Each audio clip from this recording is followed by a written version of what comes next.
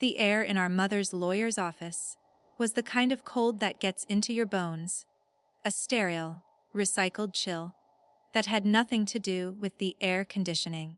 It smelled of lemon polish and old paper, a tomb for trust. Across the polished mahogany desk, my sister Eleanor smiled at me, a perfect, practiced curve of her lips that didn't touch her glacier, blue eyes. We had just buried our mother 2 days prior, the rain on Long Island that day a fitting, gray shroud. Now, Eleanor, in her tasteful charcoal, black Chanel suit, reached across the space between our chairs and squeezed my hand. Her skin was cool. "We'll get through this together, Leela," she said, her voice a silken promise. Like Mom would have wanted. Mr. Aldridge, a man whose face seemed permanently etched with sympathetic folds, cleared his throat and opened the file. He spoke of wills and codicils, of estates and liquid assets. Then he said the number. $350,000. The life insurance policy, the one Mom told me, over countless cups of tea in her sun-drenched kitchen, was for me. "For your fresh start, sweetheart," she'd whisper, her hand covering mine. "For your gallery. Eleanor doesn't need it. She's already made her fortune. This is for you." The words hung in the chilled air. Mr. Aldridge adjusted his glasses. "The policy, as per the updated beneficiary designation, signed by your mother 6 months ago, passes solely and entirely to Eleanor Rose Vaughn." The world didn't shatter. It simply dissolved into a high-pitched hum. I turned my head, slowly, as if moving through syrup. Eleanor's smile had softened into a mask of heartbreaking regret. A single, perfect tear traced a path down her powdered cheek. "Oh, Leela," she breathed, the picture of pained surprise. "I had no idea. Mom never said. She must have thought." She trailed off, letting the lawyer's damning paperwork speak for her. But in that fraction of a second before she fully composed her features, I saw it. A flash of pure, unadulterated triumph. A glint so sharp and cold it cut through the fog of my grief. It was gone in an instant, replaced by tender concern. But I had seen the ghost behind the mask. My hand, clammy and numb, was still in hers. I felt the cold weight of my phone in my blazer pocket. I had started recording when I walked into the office. A paranoid impulse born of grief. A need to have a record of this final, formal step in losing my mother. I'd forgotten it was running. And that was the moment I knew. The real revenge begins now. The following weeks were a study in the architecture of betrayal, each detail a brick in a wall Eleanor had been building for years, perhaps decades. I, Leela Croft, at 34, was left with a few $1,000s, our mother's modest cottage in Cold Spring Harbor, and a crushing void where my future was supposed to be. My dream of a small gallery in the city, a place for unknown artists like I had once been, evaporated.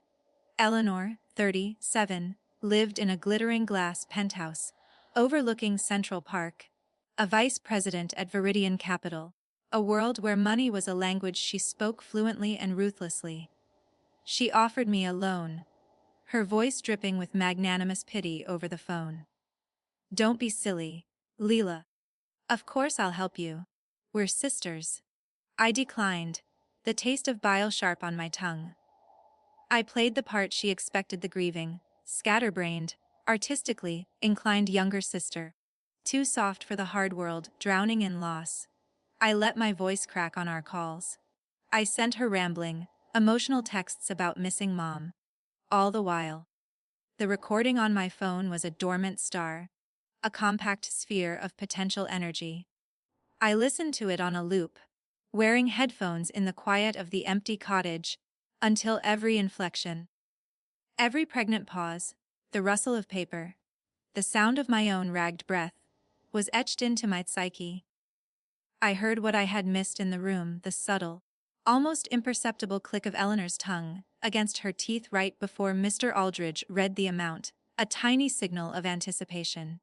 The way she said, "Oh, Leela," wasn't petty, it was punctuation. My investigation began in the shadowy quiet of the internet, fueled by a cold fury that was slowly replacing the hot grief.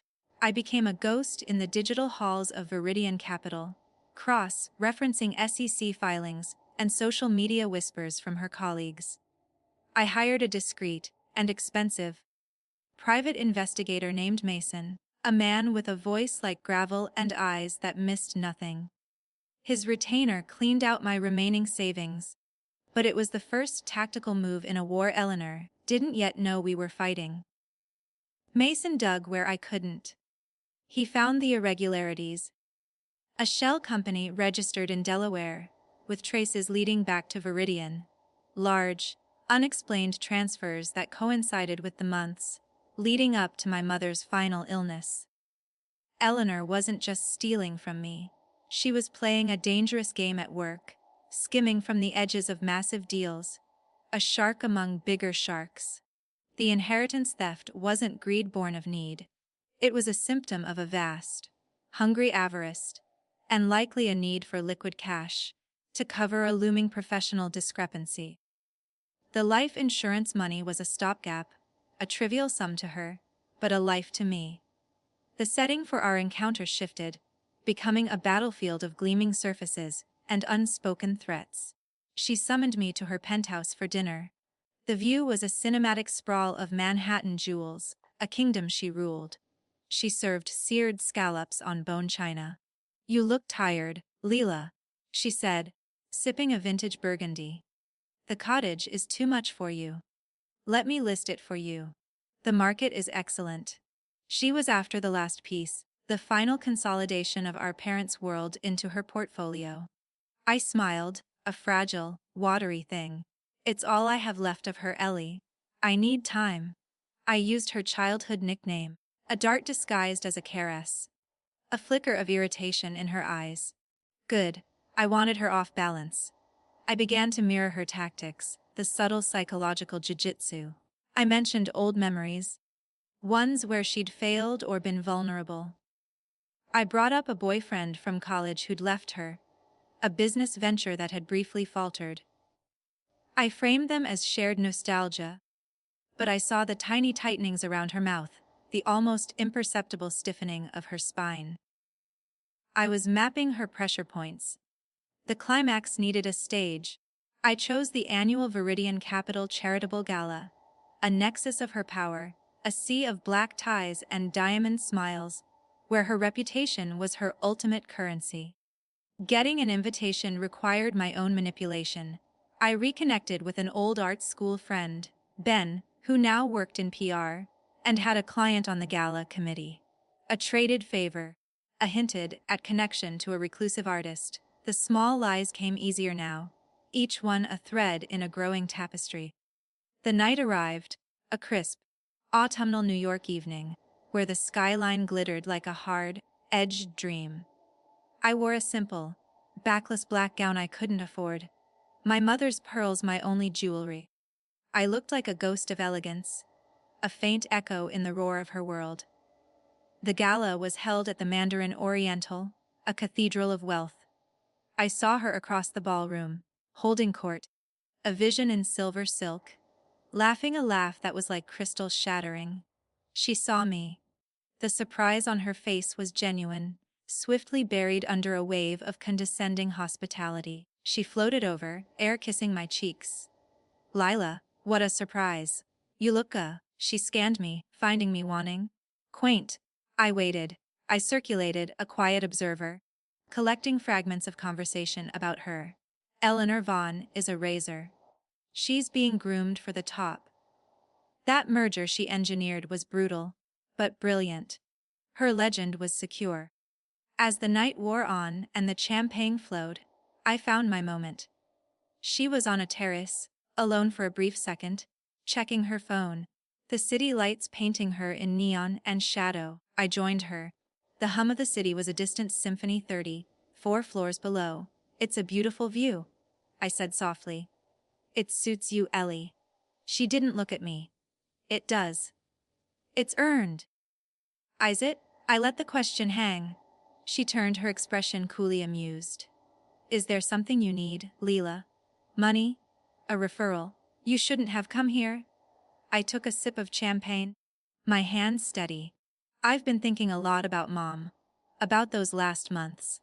She was so confused with the medication, wasn't she? So easily influenced. Eleanor's gaze sharpened. What are you implying? I'm not implying. I'm remembering.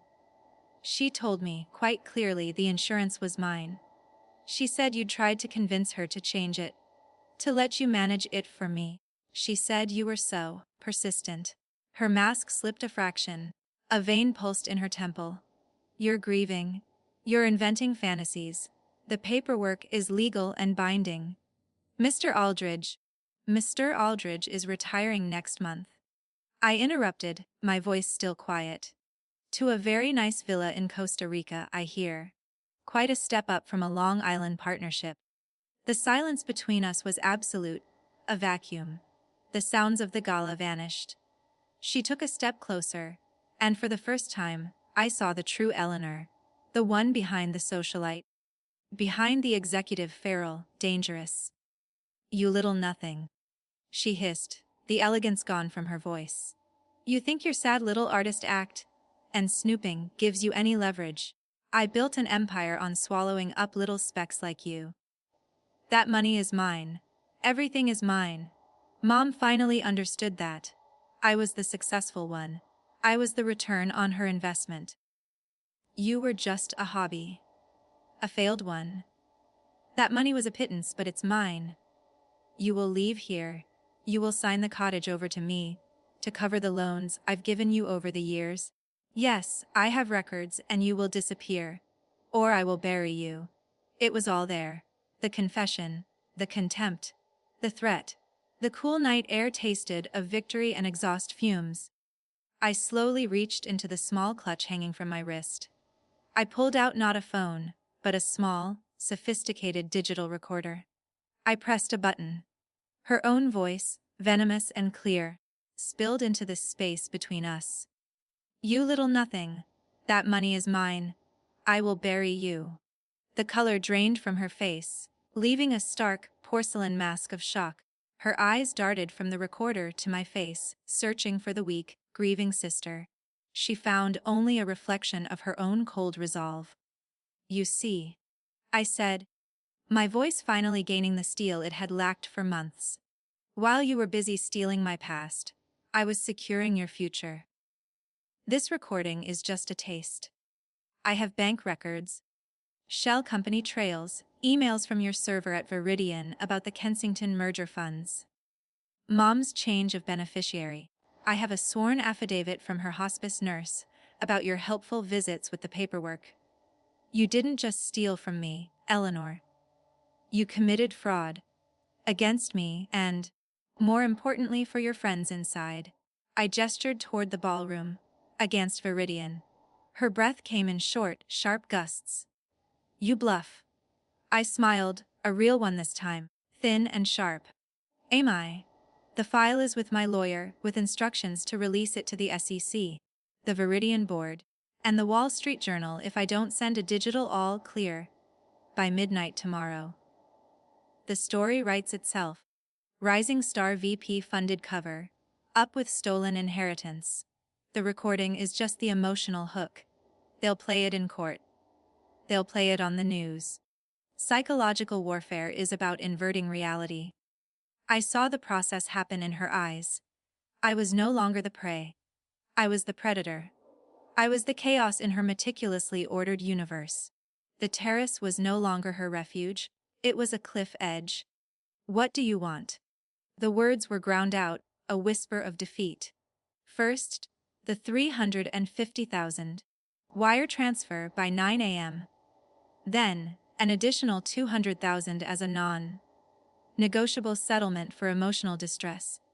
You can liquidate one of your hidden accounts to cover it. I know you have them. That's extortion. It's restitution. With interest. Then, you will resign from Viridian for personal reasons. A graceful exit. If you do, the evidence of your creative accounting stays with me. If you don't, it floods the zone. You'll face criminal charges, and I doubt your powerful friends will catch you. They'll be too busy distancing themselves. The internal battle was cinematic. Rage, calculation, terror, a desperate urge to lunge at me, all played across her features. But she was, above all, a survivalist. She saw the checkmate, and the recording. She asked, staring at the device in my hand. The recording is my insurance policy. In perpetuity. You leave my life. You stay out of it. You rebuild yours quietly elsewhere. And it never sees the light of day. But if you ever so much as look at me sideways, it will be the first thing everyone hears. I turned and walked away, leaving her standing alone on the terrace, the kingdom of light and glass at her back, suddenly feeling like a cage. The revenge wasn't in a public spectacle. Not yet. It was in the silent, total inversion of our power. It was in her knowing, every day for the rest of her life, that I held the detonator.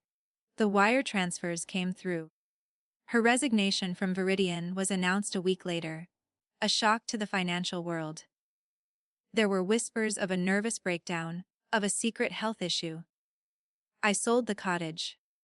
I opened my gallery in a cozy storefront in the West Village. It's called the Codicil. The featured artists are all women, who work with themes of resilience and hidden truth. I see her sometimes, in my mind's eye, in a smaller city, in a lesser apartment, staring at walls that hold no glory. She is haunted not by ghosts, but by a silence waiting to be broken. The recording sits in multiple encrypted clouds, a frozen moment of her true self. She lives with the echo of her own voice, a private damnation. My revenge is not her poverty, nor her disgrace. It is her freedom, forever contingent on my mercy. It is the knowledge that the sister she considered a nothing was the one who built the prison she now inhabits. And the key is always, always in my pocket,